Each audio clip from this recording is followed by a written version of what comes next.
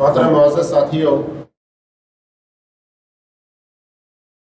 نبی کریم صلی اللہ علیہ وسلم کی زندگی میں آپ صلی اللہ علیہ وسلم کو اللہ رب العالمین نے جو معجزات عطا فرمائے اور آپ صلی اللہ علیہ وسلم کو بالخصوص جو بڑے بڑے ہدایہ، انعامات، اکرامات، نوازشوں سے اللہ رب العالمین نے آپ کو شرف بخشا، ان میں سے ایک اسراء اور معراج کا واقعہ بھی ہے۔ اس میں ہم امتیوں کے لیے بھی بہت بڑے دروس اور سبق ہیں۔ نبی کریم صلی اللہ علیہ وسلم کے لیے اس کے اندر بہت بڑی تسلی اور بہت بڑی خوشخبری بھی ہے۔ معزز ساتھیوں، اسراء اور معراج کا واقعہ ہم سب کو جاننا، چونکہ یہ نبی کریم صلی اللہ علیہ وسلم کی سیرت کا ایک اہم حصہ ہے، اس کے بارے میں صحیح احادیث میں جو باتیں آئی ہیں ان کو جاننا انتہائی ضروری ہے۔ آج ہم مسلم معاشرے میں اندھی محبتوں کا ایک ایسا سلسلہ چل پڑا ہے کہ محبت کے بہت دعوے ہم کرتے ہیں، لیکن اس کے صحیح اور حقیقی تقاضوں کو جاننے کی اور ان کو عمل میں لانے کی کوشش نہیں کرتے۔ محبت کے نام پر آپ صلی اللہ علیہ وسلم کی شان میں ایسی ایسی باتیں کرتے ہیں جس سے خود اللہ رب العالمین نے منع فرمایا اور اللہ کے نبی محمد مصطفیٰ صلی اللہ علیہ وسلم نے بھی منع فرمایا۔ اور معراج کے واقعات لوگ جب بیان کرنا شروع کرتے ہیں تو صحیح احادیث میں جو باتیں آئی ہیں اس میں ہمارے لیے بہت بڑا پیغام ہے، لیکن کئی لوگوں کو دیکھا جاتا ہے کہ اس سے صرف نظر کرتے ہیں یا ان کا ذکر ہی نہیں کرتے۔ اس کے برعکس بہت ساری جھوٹی من گھڑت باتیں اس سے کہانیوں کے طور پر بیان کرتے ہیں۔ تو آئیے آج کے درس میں ہم آپ کے سامنے صحیح حدیث کے حوالے سے اور جگہ جگہ حدیث کی کس مستند کتاب میں اس کا ذکر اور اس کا کیا حوالہ، اس کو بھی بیان کرتے ہوئے ہمارے لیے اسراء معراج کے واقعے میں کیا پیغام ہے، کیا عمل کی دعوت ہے، ہماری زندگی میں تبدیلی کے لیے کیسے بہترین اس کے اندر چانسز ہیں، ان چیزوں کو جاننے کی کوشش کریں گے۔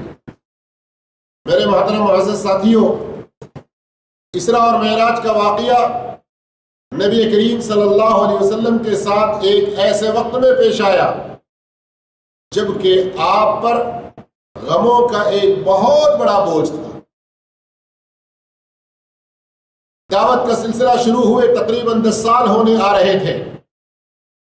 بہت کم لوگ جنہوں نے اسلام قبول کیا کفار، مشرکین اور مخالفین کی ظلم کی چکیوں میں پس رہے تھے۔ آپ صلی اللہ علیہ وسلم پورے عرب میں خصوصاً مکہ میں سب کے جانے پہچانے، سب کے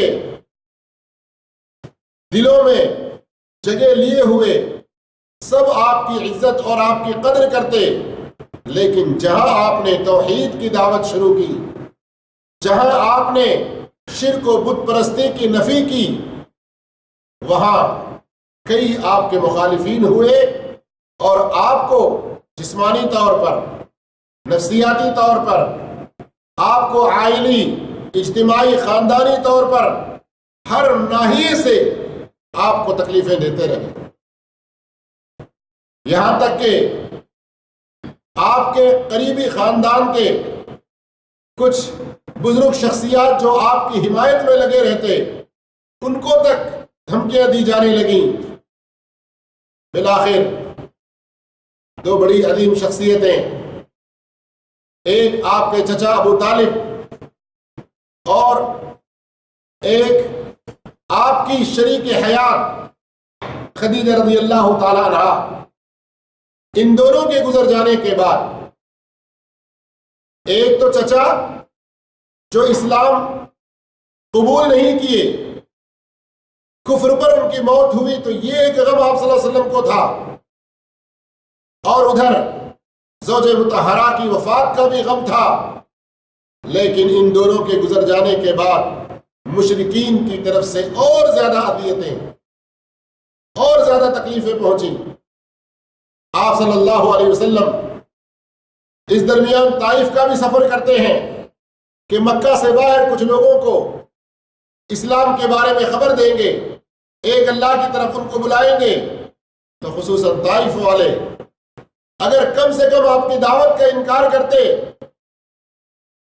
تو ہم کہتے یہ ان کی اپنی عاقبت خود خراب کر رہے ہیں، لیکن الٹے انہوں نے نبی کریم صلی اللہ علیہ وسلم کو لہو لہان کر کے بھیجا، اس قدر کہ آپ صلی اللہ علیہ وسلم کے جوتے مبارک میں خون اس جمع ہو گیا اور آپ بے ہوش ہو کے گر پڑے۔ میں وہ سارے واقعات ظلم و ستم کے تفصیلی بیان نہیں کر رہا ہوں، صرف ایک اشارہ دیتے ہوئے جا رہا ہوں۔ اس طرح جب آپ صلی اللہ علیہ وسلم پر زمین اپنی کشادگیوں کے باوجود تنگ ہونے لگی، لیکن یہاں آگے ذرا بڑھنے سے پہلے تھوڑا رک کر اس نقطے پر ہم غور کریں، یہاں سے ہم عبرت لیں، سبق حاصل کریں کہ اس قدر تکلیفیں ہونے کے باوجود آپ صلی اللہ علیہ وسلم نہ کسی پر بد دعا کرتے، آپ صلی اللہ علیہ وسلم اپنی ذات پر ہونے والی ان تکلیفوں کے بارے میں ذاتی انتقام کی کوئی کوشش کرتے، بلکہ آپ صلی اللہ علیہ وسلم ان کے ایمان کے بارے میں اس قدر ترستے، توحید پر آنے کے بارے میں اتنے زیادہ خواہش مند ہوتے کہ ان کے شرک پر موت ہونے اور ان کے شرک پر ہی مر جانے کا اس قدر آپ صلی اللہ علیہ وسلم کو افسوس ہوتا کہ اللہ رب العالمین نے قرآن میں آیتیں اتار کے فَلَعَلَّكَ بَاخِعٌ نَفْسَكَ عَلَىٰ آثَارِهِمْ إِن لَّمْ يُؤْمِنُوا بِهَٰذَا الْحَدِيثِ أَسَفًا تسلیاں دینے لگا کہ اے محمد صلی اللہ علیہ وسلم، آپ پر ایمان نہ لانے کا افسوس اس قدر نہ کریں کہ کہیں آپ اپنے آپ کو ہلاک کریں۔ غور کیجئے ذرا، ایک داعی کا کردار کس طرح سے ہے، اور ہم امت محمدیہ صلی اللہ علیہ وسلم موجودہ حالات میں کس قدر مسلمانوں پر ظلم و ستم کے پہاڑ توڑے جا رہے ہیں، لیکن اس کے باوجود نبی کریم صلی اللہ علیہ وسلم کی یہ 10 سالہ زندگی سے سبق لیتے ہوئے ہمیں کیسے رہنا ہے، کہ ہمیں یہاں سیکھنے کی بہت سخت ضرورت ہے۔ بلکہ طائف سے لوٹتے ہوئے جبریل امین تشریف لائے، ساتھ میں پہاڑوں کا فرشتہ ہے، کیا کہا؟ اللہ رب العالمین نے پہاڑوں کے فرشتے کو بھیجا، اگر آپ کہیں تو یہ بستی والوں کو 2 پہاڑوں کے بیچ میں پیس دیں۔ لیکن ہائے کیسے رحمت للعالمین تھے وہ صلی اللہ علیہ وسلم، کیا فرمایا؟ نہیں نہیں، یہ ایمان نہ لائے تو ان کی نسل میں ایسے لوگ آئیں گے جو ایک اللہ کو ماننے والے اور صرف اسی کی عبادت کرنے والے ہوں۔ میرے بھائیوں، اس طرح کی امید ہمیں رکھنی چاہیے، اور ایسے سخت سے سخت مصائب میں، سخت سے سخت مصائب میں، مصیبتوں کے وقت میں دعوت آگے انشاءاللہ پھیلے گی، میرے خون کے قطرے بہہ جائیں، لیکن ہم اپنے آخری دم تک اللہ کے دین کو پہنچانے میں لگے رہیں گے۔ یہ ہم میں سے ہر ایک مسلمان کا عزم ہونا چاہیے، اس لیے کہ ہمارے جو مقتدا ہیں، ہمارے جو امام ہیں، ہمارے جو نمونہ ہے محمد رسول اللہ صلی اللہ علیہ وسلم، یہی چیز ہمیں آپ کی زندگی میں نظر آتی ہے۔ آج بات دوسری طرف نہ چلی جائے، کیا کروں؟ بعض دفعہ قصص کے ذریعے عبرتیں جو ہمیں حاصل کرنا ہے ان کو سمجھانے کی خاطر کچھ مثالیں دینی پڑتی ہیں۔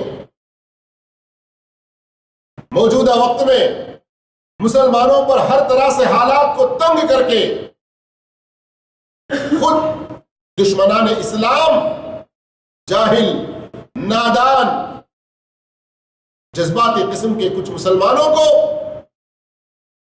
مسلمانوں کے خلاف تیار کرتے ہیں۔ ایسے موقع پر آج ہی لڑکا ایک قریب وقت کے اپنے ایک بہت بڑے داعی، بہت بڑے مبلغ اور مفسر قرآن کا ایک واقعہ بتانے لگا تھا کہ ان کے پاس کچھ ایسے ہی جذباتی نوجوان آئے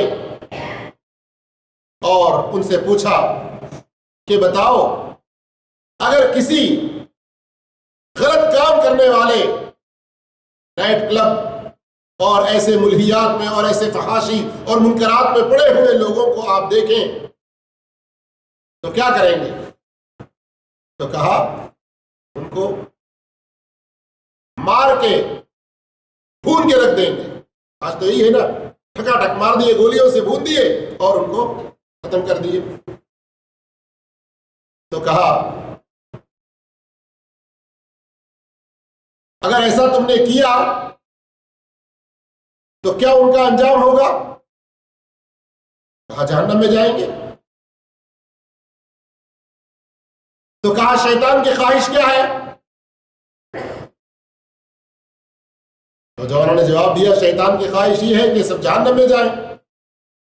تو پوچھا اس کا مطلب ہے کہ تم ان برائی کرنے والوں کے اوپر اپنی گولیاں چلا کر کس کی خواہش پوری کر رہے ہو؟ شیطان کی خواہش پوری کرتے ہوئے اس کے ساتھ اس کے نمائندے اور اس کے شریک کار ہو رہے ہیں۔ لیکن کیا یہ ہمارا فرض نہیں کہ ہم ان کو سمجھاتے، برائی سے روکتے، ان گناہوں کی حقیقت ان کے سامنے واضح کرتے اور ان کو جہنم سے نکالنے کی کوشش کرتے؟ آج مختلف قسم کے جو فتنے ہیں ان میں یہ بھی ایک بہت بڑا مسئلہ ہے۔ اللہ کے رسول صلی اللہ علیہ وسلم کی زندگی سے نمونہ لینا ہمارے مختلف حالات میں انتہائی ضروری ہے۔ تو اس طرح مسلمانوں پر عموماً اور نبی کریم صلی اللہ علیہ وسلم پر خصوصاً مصیبتوں کے پہاڑ ٹوٹ رہے تھے کہ اللہ عز و جل کی طرف سے ایک بلاوا آیا کہ اے نبی کریم صلی اللہ علیہ وسلم،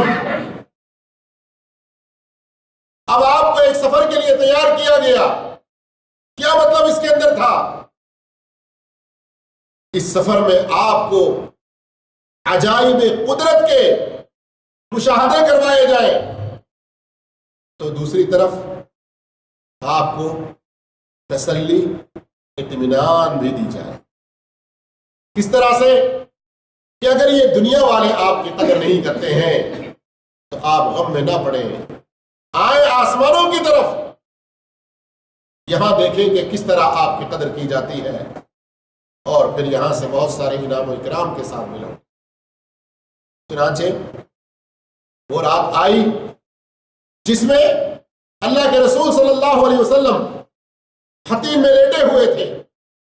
جبریل امین تشریف لائے اور آپ کے سینے کو چاک کیا، آپ کے دل کو زمزم سے دھویا، سونے کا تشت لایا گیا تھا جس میں ایمان و حکمت تھے، آپ کے دل میں انڈیلا گیا، پھر آپ کے دل کو سینے میں رکھ کر سی دیا گیا،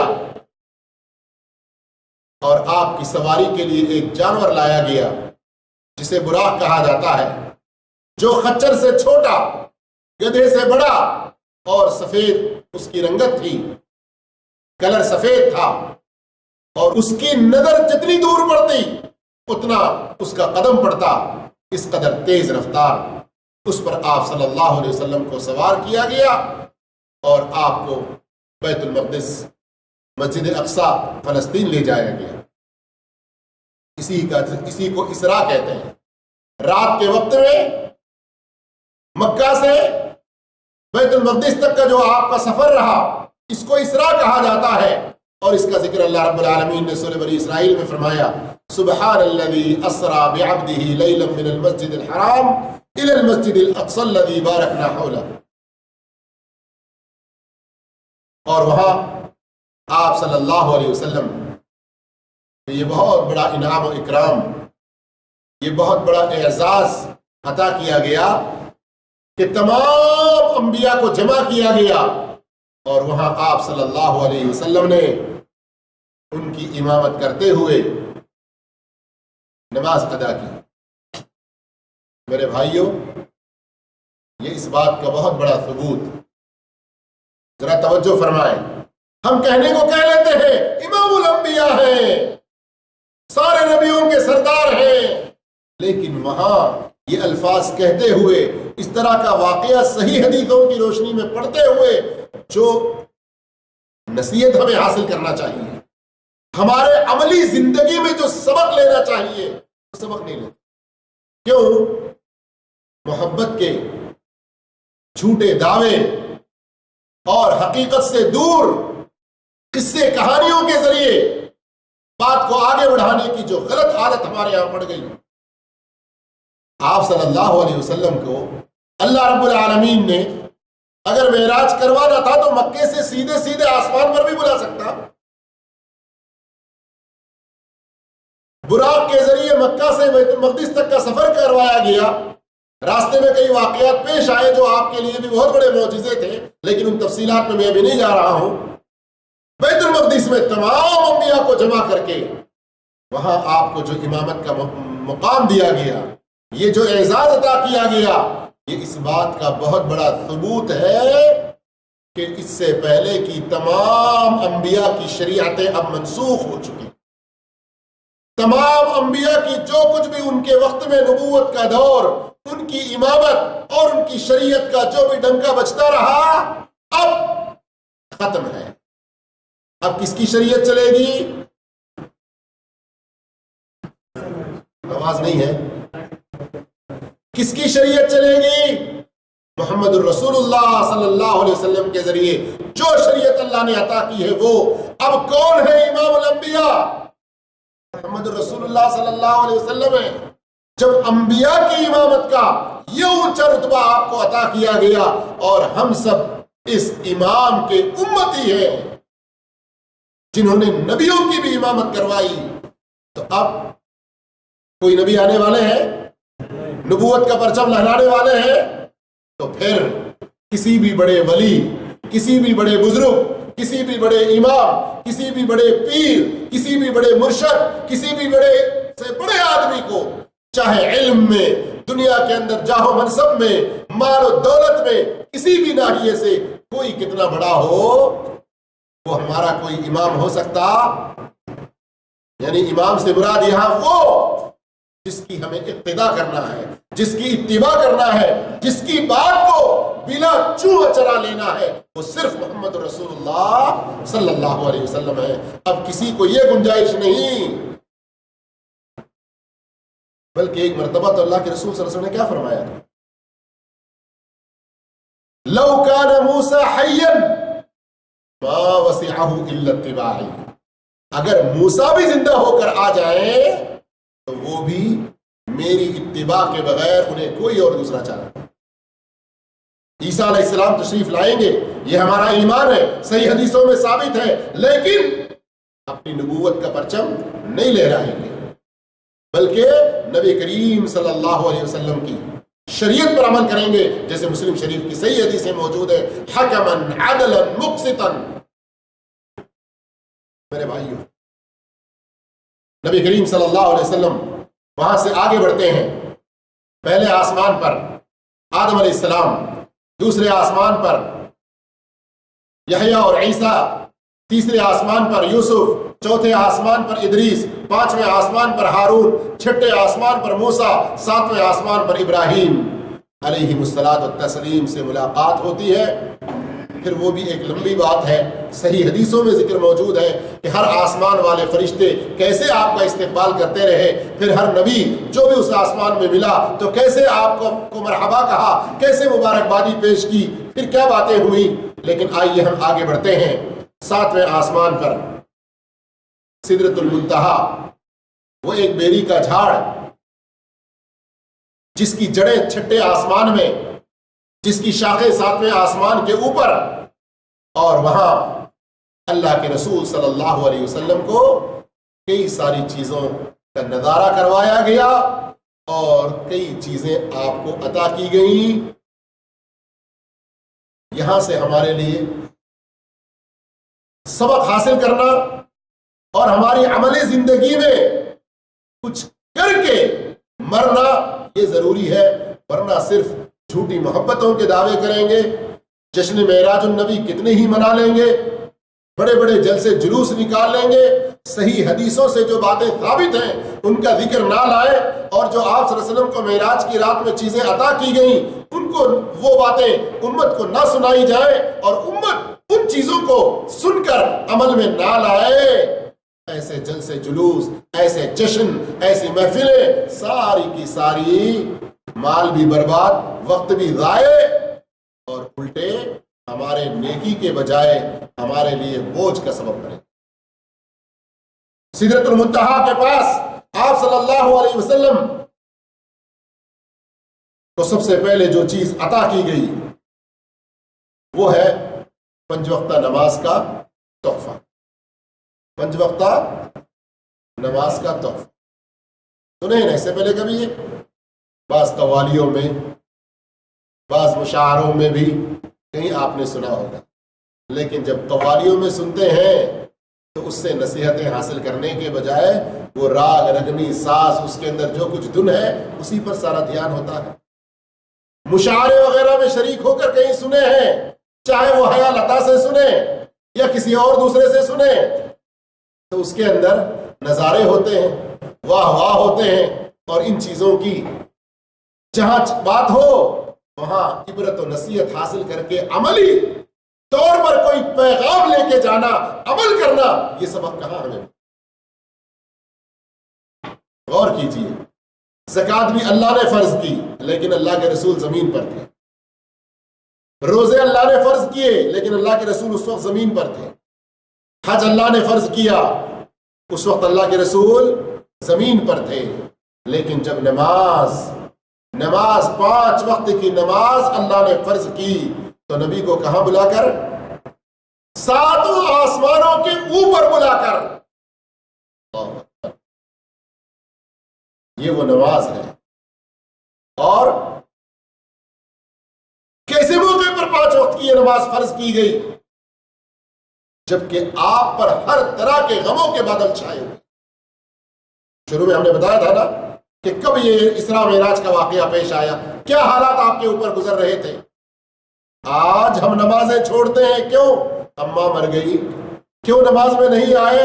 بیٹا ہاسپٹل میں ہے، ذرا مجھے اس کے بارے میں بیوی خبر دے رہی تھی، اسی غم میں بس سوچتا رہ گیا اس لیے نماز چھوڑ دیا. کیا بات ہے، نماز کیوں نہیں پڑھ رہے ہیں؟ ابھی تک 5 دن ہو گئے، 10 دن ہو گئے، کفیل تنخواہ نہیں دے رہا ہے، اسی ٹینشن میں بیٹھا ہوا ہوں. کیوں نماز چھوڑ رہے؟ ہم آج نمازیں چھوڑتے ہیں، بہانہ کرتے ہیں کہ مصیبتیں ہمارے اوپر، پریشانیاں ہمارے اوپر ہیں. پریشانیوں مصیبتوں کے موقع پر نماز بطور تسلی، بطور سکون، بطور اطمینان. اسی لیے سنن ابی داؤد کی حدیث اذا ہم بہ امر فزع الی الصلاۃ، آپ صلی اللہ علیہ وسلم کو کوئی بھی معاملہ پریشان کرتا فوراً آپ نماز کی طرف گئے.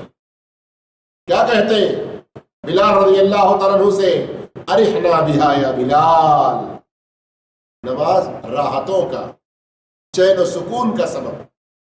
ہائے ہائے، یہ نماز جو خصوصی طور پر 7 آسمانوں پر بلا کر عطا کی گئی، ہم اس کی ایسی ناقدری کر رہے ہیں. یہ نماز جو ہر طرح کے غم و مصیبتوں کے وقت میں ہمارے لیے چین و سکون و راحت کا سبب، اور ہم اس کو چھوڑ کے راحت و سکون حاصل کرنا چاہتے ہیں جو کبھی نہیں کر پائیں. یہ نماز ہمارے اتحاد، اتفاق، شیرازہ بندی، یونٹی کا بہت بڑا ثبوت. اس لیے اللہ رب العالمین نے کیا فرمایا؟ اقیموا الصلاۃ وآتوا الزکاۃ وارکعوا مع الراکعین، قرآن کی آیت ہے نا، جب نماز کہتے ہیں تو اس میں رکوع شامل ہے نہیں ہے نا؟ پھر رکوع کیوں کہا گیا؟ اور یہ نہیں کہا گیا صرف رکوع کرو، بلکہ کہا وَارْكَعُوا مَعَ الرَّاكِعِينَ، رکوع کرنے والوں کے ساتھ رکوع کرو۔ یہ جماعت کی اہمیت، اس کے وجوب، اس کے فرض ہونے، اس کے ضروری ہونے کی بہت بڑی دلیل۔ لیکن ہائے رہائے، جو نبی ہمیں اتحاد کا سبق دینے کے لیے آئے، نماز ہمارے درمیان اتحاد پیدا کرنے کا ایک بہت بڑا سبب۔ کیا فرمایا آپ صلی اللہ علیہ وسلم نے؟ لا تختلفوا سووا صفوفکم ولا تختلفوا، صفوں کو بالکل درست رکھو، آگے پیچھے نہ ہو جاؤ، اختلاف نہ کرو، فتختلف قلوبکم، تمہارے دلوں میں اختلاف پیدا ہو جائے گا۔ لیکن ہمارے درمیان آج کیا ہوا؟ بھائی نماز نہیں پڑھ رہے، نہیں میری نماز اس کے پیچھے نہیں ہوگی۔ کیا ہوا؟ آپ نماز نہیں پڑھے ہیں؟ نہیں یہ لوگ بہت جلدی نماز پڑھ رہے ہیں، ہماری نماز کا تو ٹائم ابھی بہت دیر ہے۔ صحیح بخاری میں حدیث اٹھا کر دیکھیں، باغی لوگ، عثمان غنی رضی اللہ عنہ کو شہید کرنے والے ظالم فاسق و فاجر لوگ، مسجد نبوی جو اللہ کے رسول نے جہاں امامت کروائی وہاں آ کے امام بن کے نماز پڑھا رہے ہیں۔ عثمان غنی رضی اللہ عنہ سے لوگوں نے پوچھا کہ کیا کریں، ہم اس قدر مجبور ہیں، ایسے لوگ نماز پڑھا رہے ہیں۔ تو کہا پڑھ لو ان کے پیچھے، پڑھو ان کے پیچھے۔ موضوع ہمارا کس کے پیچھے کس کی نماز ہوگی نہیں ہوگی وہ مسئلہ نہیں ہے، ورنہ کتنی ساری حدیثیں، کتنے سارے ائمہ کے اقوال بیان کر دیتے کسی اور موقع پر، لیکن بات آئی معراج کی، بات آئی معراج میں جو سب سے بڑا تحفہ، سب سے بڑا ہدیہ، سب سے بڑی ڈگری، سب سے بڑا اعزاز جو آپ کو عطا کیا گیا، وہ کس شکل میں؟ 5 وقت کی نماز کی شکل میں۔ یہ نماز جو ہماری زندگیوں میں واقعتاً بہت بڑی تبدیلی لانے والی، ہمارے درمیان میں اتحاد و اتفاق پیدا کرنے والی، لیکن آج کن کن بہانوں سے ہمیں نمازیں چھوڑ رہے ہیں۔ آئیے پھر اگر وقت رہا تو انشاءاللہ اس کے بارے میں کچھ اور باتیں آگے سنیں گے۔ ایک دوسرا تحفہ جو آپ صلی اللہ علیہ وسلم کو عطا کیا گیا وہ کیا ہے؟ سورہ بقرہ کے آخری 2 آیتیں۔ میرے بھائیوں، سورہ بقرہ کے آخری 2 آیتیں کتنی بڑی فضیلت ہے۔ ایک تو اس کی اہمیت غور کیجئے کہ اللہ رب العالمین نے کہاں آپ کو عطا کیا ہے، اور پھر نبی کریم صلی اللہ علیہ وسلم کی صحیح بخاری کی اس حدیث کو بھی یاد کر لیجئے، من قرأ آیتین من سورۃ البقرہ فی لیلۃ کفتا، جو سورہ بقرہ کی آخری 2 آیتیں پڑھ لے رات میں تو وہ اس کے لیے کافی ہو جائیں گی۔ امام نووی رحمۃ اللہ علیہ کی شرح اٹھا کر دیکھ لے، کتنی ساری چیزوں سے کافی ہو جائیں گی۔ لیکن آج کیا ہم راتوں میں اس کو پڑھتے ہیں؟ اس کو پڑھنے کا اہتمام کرتے ہیں؟ اس کو یاد کرنے کے لیے 1 گھنٹہ نکالتے ہیں؟ 1 گھنٹہ اوور ٹائم اگر کہیں مل جائے، بہت بڑی دولت، بہت بڑی خوشی اور سعادت سمجھ کر اسے قبول کر لیں گے۔ لیکن قرآن کی 2 آیتیں یاد کرنے کے لیے کتنا وقت ہم نکالتے ہیں؟ میرے بھائیوں، یہ عمل کا پیغام ہے کہ ہم یہ عمل کریں اور ان چیزوں کو سیکھنے کی کوشش کریں، تبھی معراج کے واقعے کو پڑھنے کا، سننے کا کوئی فائدہ ہے۔ ورنہ قصے کہانیوں کی طرح سے سن کے چلے جائیں، جس سے زندگیوں میں تبدیلی نہ آئے تو کیا فائدہ؟ ایک بہت بڑا تیسرا ہدیہ جو معراج کی رات میں آپ صلی اللہ علیہ وسلم کو عطا کیا گیا وہ کیا تھا کہ اے محمد صلی اللہ علیہ وسلم، آپ کی امت میں جو شرک نہیں کرے گا اس کے کبیرہ گناہوں تک کو بھی معاف کرنے کی بشارت خوشخبری آپ کو دی جاتی ہے۔ الحمدللہ، اتنی بڑی خوشخبری ہے۔ شاید ہمیں بولنا نہیں آیا یا آپ کو سننا نہیں آیا، اس کو ہم کوئی بہت بڑا تحفہ اور ہدیہ سمجھتے ہی نہیں۔ اس کے اندر جہاں بہت بڑی خوشخبری ہے کہ آپ کی امت کے لیے یہ اسپیشل ہدیہ، یہ آپ کی امت کے لیے خصوصی طور پر گفٹ کہ جو شرک نہ کرے اس کے تمام گناہ، یہاں تک کہ کبیرہ بھی۔ لیکن یہاں غلط فہمیوں میں نہ پڑیں، اس کا الٹا مفہوم نہ لیں۔ یہاں جو ہمیں بہت بڑی خوشخبری مل رہی ہے، وہیں ایک بہت بڑی دھمکی بھی اس کے اندر موجود ہے۔ کیا دھمکی ہے؟ کس کے بارے میں ہے دھمکی؟ شرک کے بارے میں۔ کیا فرمایا گیا؟ شرک کے علاوہ باقی سارے گناہوں کی معافی۔ تو شرک اتنا خطرناک گناہ کہ اللہ تعالیٰ اس کو کبھی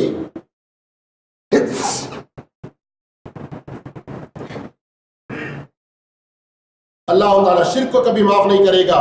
یہ بہت بڑی دھمکی ہے، اور آج امت مسلمہ کی ایک بہت بڑی تعداد رجب کے مہینے میں بھی، شعبان کے مہینے میں بھی، اور دوسرے کئی سارے مہینوں میں کئی طرح کے شرک میں ملوث ہو۔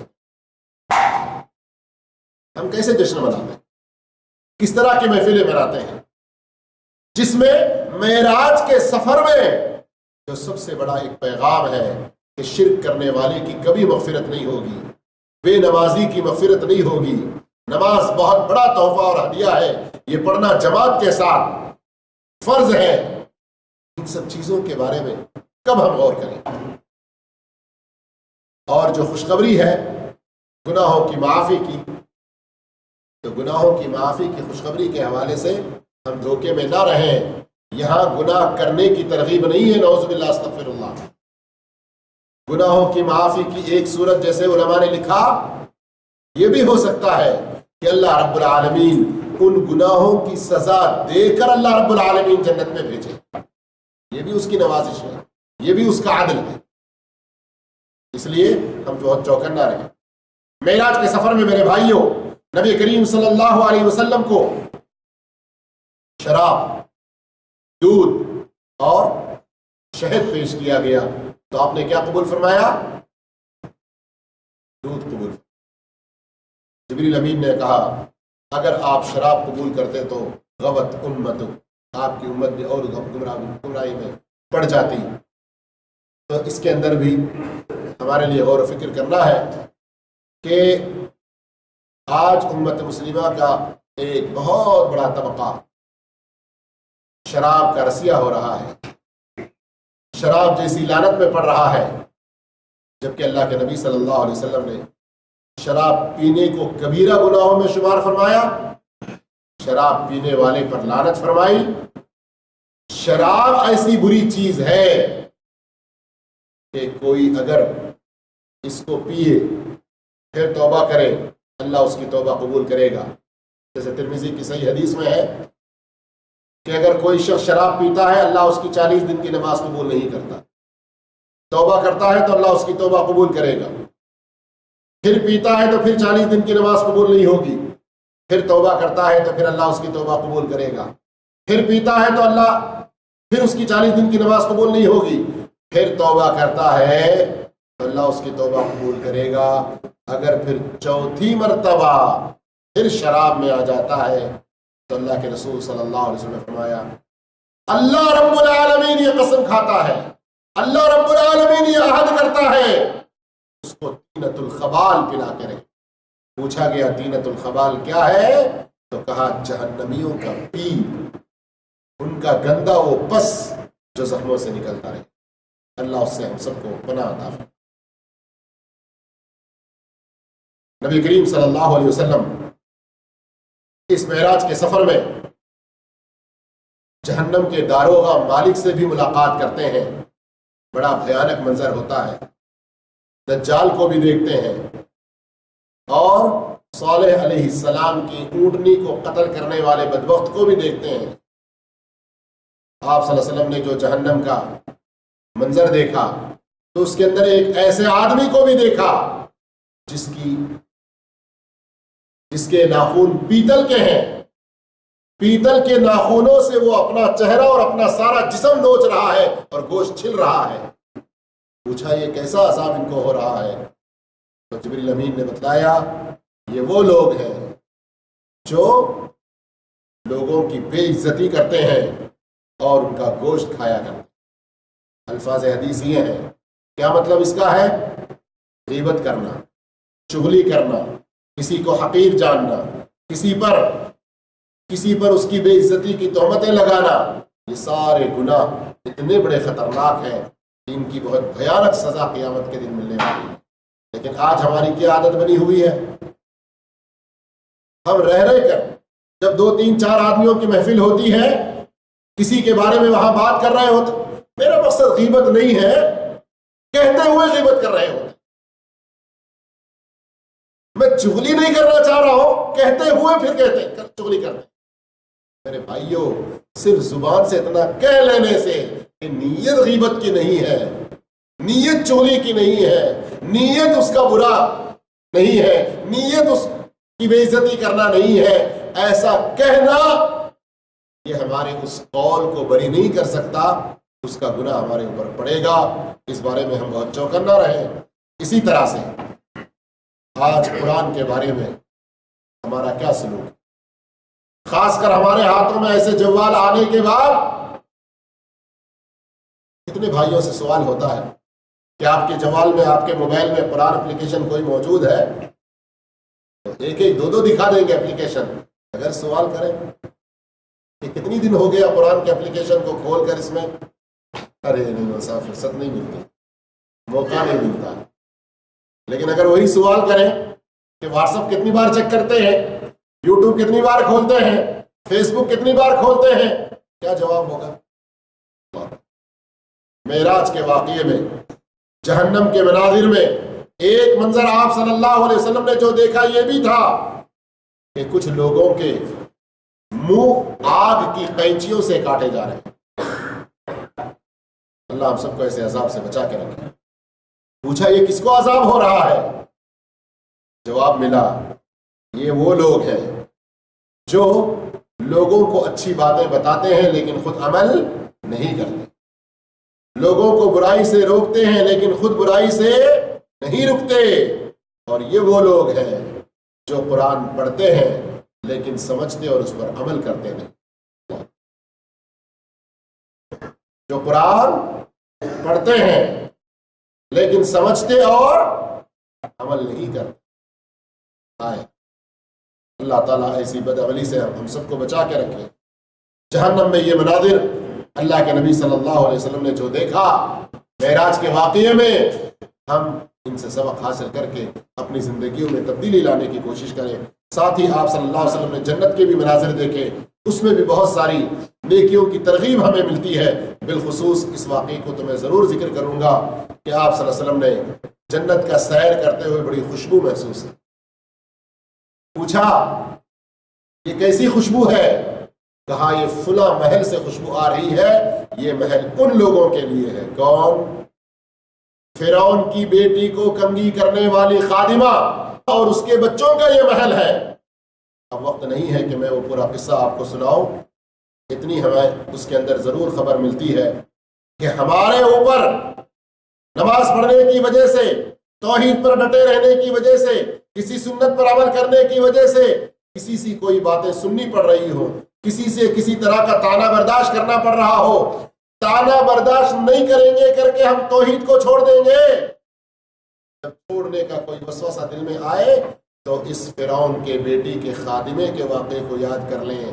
اس نے اپنے توحید کو نہیں چھوڑا، کھولتے ہوئے آگ میں جلنا، مر جانا پسند کیا.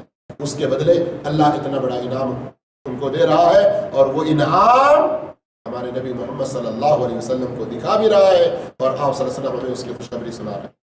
آپ صلی اللہ علیہ وسلم نے ابراہیم علیہ السلام سے ملاقات کی تو ابراہیم علیہ السلام نے کیا فرمایا؟ اے محمد صلی اللہ علیہ وسلم، میری طرف سے آپ اپنی امت کو سلام پہنچائیں. کیا جواب دیں گے آپ؟ اللہ تعالیٰ ابراہیم علیہ السلام پر بھی اپنی رحمتیں، اپنی سلامتیاں نازل فرمائے. پھر فرمایا خبر دیجئے ان کو کہ جنت کی مٹی بڑی زرخیز ہے، اس کا پانی بڑا میٹھا ہے، لیکن وہ چٹیل میدان ہے، اس میں کاشتکاری کی ضرورت. کس چیز کی ضرورت ہے؟ ایک آدمی کا ہارٹ آپریشن ہو گیا، اوپن سرجری، اور خبر مل رہی ہے کہ اپنے باپ کے جائیداد کے بارے میں، وراثت کے مسائل کے بارے میں بڑے فتوے لینے میں لگے ہوئے ہیں، لیکن اپنے طرف کے کچھ لوگوں سے یہ بات کہتے ہیں کہ بہن کو وہ حق کیسے جائے گا، بہن کو وہ زمین کیسے جائے گی۔ میرے بھائیوں، جنت کی کاشتکاری کی تو ہمیں فکر نہیں ہے، لیکن ایک زمین اگر ہماری بہن کے حق میں چلا جاتا ہے، اس بنیاد پر اس سے ہم لینا چاہتے ہیں کہ باپ نے تو جہیز میں اس کو دے دیا تھا، اب وراثت میں کیوں ملے گا؟ ہائے ہائے، آج ہمیں جنت کی کتنی بڑی فکر ہے، وہ دنیا جسے چھوڑ کر مرنا ہے اس کے لیے اتنی تگودو، اتنی فکر، اور کل جس جنت میں ہمیشہ رہنا ہے انشاءاللہ اللہ ہم سب کو داخل فرمائے، اس کے لیے کوئی تیاری نہیں۔ کیا فرمایا ابراہیم علیہ السلام نے؟ جنت بڑی زرخیز ہے، پانی میٹھا ہے وہاں کا، لیکن چٹیل میدان ہے، کاشتکاری کی ضرورت ہے۔ کاشتکاری کیسے کی جائے؟ 5 چیزوں کی تعلیم ابراہیم علیہ السلام نے دی۔ سبحان اللہ، الحمدللہ، لا الہ الا اللہ، اللہ اکبر، یہ چاروں کا ذکر ایک حدیث میں ہے، اور ایک حدیث میں لا حول ولا قوت الا باللہ۔ ذرا غور کیجئے، جتنی بار آپ سبحان اللہ کہیں گے اتنے درخت آپ کے لیے اگائے جائیں گے، جتنے الحمدللہ کہیں گے، جتنے لا الہ الا اللہ کہیں گے، جتنے اللہ اکبر کہیں گے، جتنے لا حول ولا قوت کہیں گے، اتنے آپ کے لیے درخت لگائے جائیں گے۔ اور یہ خوشخبری کون دے رہے ہیں؟ ابراہیم علیہ السلام، نبی محمد صلی اللہ علیہ وسلم کے ذریعے ہمیں خبر دے رہے ہیں۔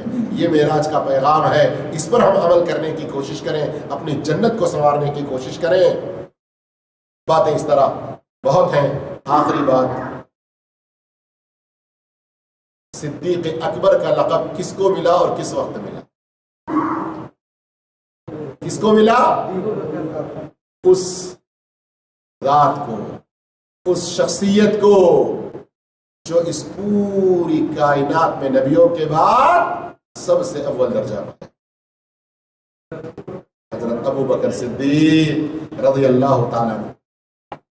معراج کے واقعے سے جہاں ہم یہ بیان کرتے ہیں، بہت سے مولویوں سے ہم سنتے ہیں، لیکن اس سے ہمیں کیا سبق مل رہا ہے؟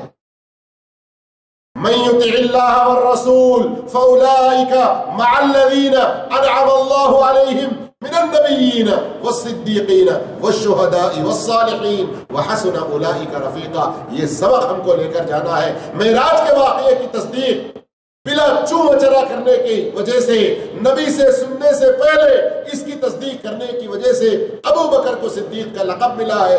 قرآن میں ان کی شان میں آیتیں نازل ہوئی۔ لیکن میرے بھائیوں، اگر ہم بھی چاہتے ہیں کہ صدیق کے قریب قریب رہیں، صدیق کے ساتھ جنتوں میں رہیں، اللہ کے دین پر صحیح طریقے سے عمل کریں، توحید کو اپنائیں، نمازوں کی پابندی کریں، سنتوں کو آباد کریں، سنتوں پر قائم رہیں، بدعت کو چھوڑ دیں، شرک کو چھوڑ دیں، بے نمازی پن کو چھوڑ دیں، غیبت چغلی کرنا چھوڑ دیں، اور ہم ایک ایسے اچھے مسلمان بن کر زندگی گزارنے کی کوشش کریں کہ کسی غیر مسلم کو ہمارے اخلاق سے اپنے دین کے بارے میں معلوم ہو۔ اللہ عز و جل سے دعا ہے اللہ ہم سب کو نیک توفیق عطا فرمائے۔ اللہ تعالیٰ ہم تمام کو معراج کے واقعے سے صحیح عبرت حاصل کرنے کی، صحیح نصیحت حاصل کرنے کی توفیق عطا فرمائے، اور عملی زندگی میں ایک اچھی تبدیلی لا کر ایک اچھے مسلمان بن کر آخرت میں انبیاء اکرام کی، صدیقین کی، شہداء کی، صالحین کی رفاقت اور ان کی صحبت نصیب فرمائے۔ جزاکم اللہ خیر، والسلام علیکم ورحمۃ اللہ وبرکاتہ۔